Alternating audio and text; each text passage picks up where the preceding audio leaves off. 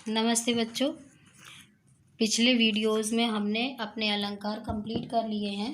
अब हम आपको प्रमुख अलंकारों में अंतर बताएंगे, क्योंकि बहुत से बच्चों को इसमें डाउट रहते हैं। अब देखते हैं अंतर यमक और श्लेष में। यमक और श्लेष में क्या अंतर होता है? यमक अलंकार में एक शब्द अनेक बार प्रयुक्त होता है और हर बार उसका अर्थ भिन्न होता है। यमक अलंकार में क्या होता है? शब्द तो एक ही बार आता है लेकिन उसके अर्थ अलग अलग होते हैं। लेकिन श्लेष में क्या होता है? श्लेष में शब्द एक ही बार आता है लेकिन उसके अर्थ कई निकलते हैं, विभिन्न अर्थ होते हैं। जैसे अभी हम यमक का देखते हैं एग्जाम्पल। कनक कनकते 100 गुनी मादकता अधिकाय, या खाए बहुराय जग वा पाए बहुराय। यहाँ पर कनक शब्द 2 बार आया है। पहले कनक का अर्थ सोना, एक कनक का अर्थ सोना है और एक कनक का अर्थ धतूरा है। तो यहाँ पे शब्द तो एक ही है लेकिन अर्थ उसके अलग अलग हैं। और श्लेष अलंकार का आप देखते हैं एग्जाम्पल। श्लेष अलंकार रहीमन पानी राखिए, बिन पानी सब सून, पानी गए न उबरे, मोती मानुष चून। यहाँ पर ऊपर वाली पंक्ति में जो पानी शब्द आया है उसका कोई रीज़न नहीं है। नीचे के पानी शब्द में जो शब्द आया है उसके 3 अर्थ लिए गए हैं। पानी गए न उबरे, मोती मानुष चून।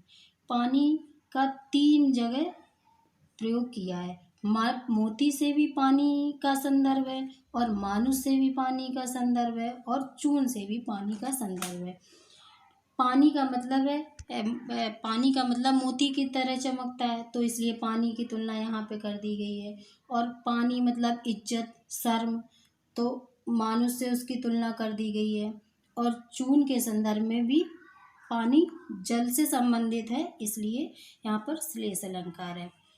बच्चों समझ में आया होगा कि यमक में एक शब्द एक से अधिक बार आ जाता है बट उसके अर्थ अलग अलग होते हैं, और श्लेष में एक ही शब्द एक वाक्य में एक ही शब्द आता है लेकिन उसके अर्थ कई होते हैं। अब देखते हैं उपमा और रूपक अलंकार में अंतर।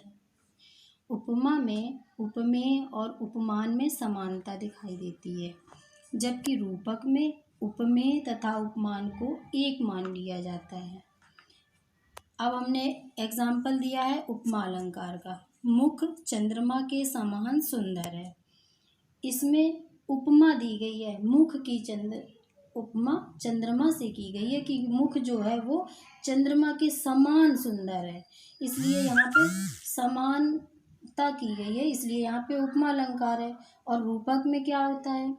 रूपक में पूरा वो मान लिया जाता है। जैसे मुख चंद्रमा है, मुख को चंद्रमा मान लिया है, मुख को ही चंद्रमा मान लिया है, तो उसमें किसी वस्तु को दूसरे वस्तु को ही मान लिया जाता है, तो वहाँ पे रूपक अलंकार होता है।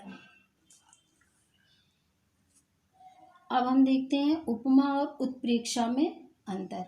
उपमा अलंकार में तो अभी आपने ऊपर हमने बताया था कि उपमा अलंकार में क्या होता है? उपमेय और उपमान में समानता दिखाई देती है। जैसे मुख चंद्रमा के समान सुंदर है, समानता दिखा दी गई यहाँ पे। जबकि उत्प्रेक्षा में उपमेय में उपमान की संभावना की कल्पना कर ली जाती है।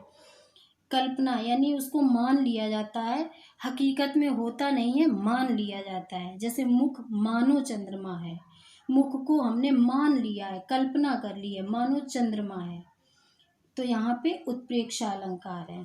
तो बच्चों आपको अलंकार, मुख्य अलंकारों में अंतर समझ में आया होगा।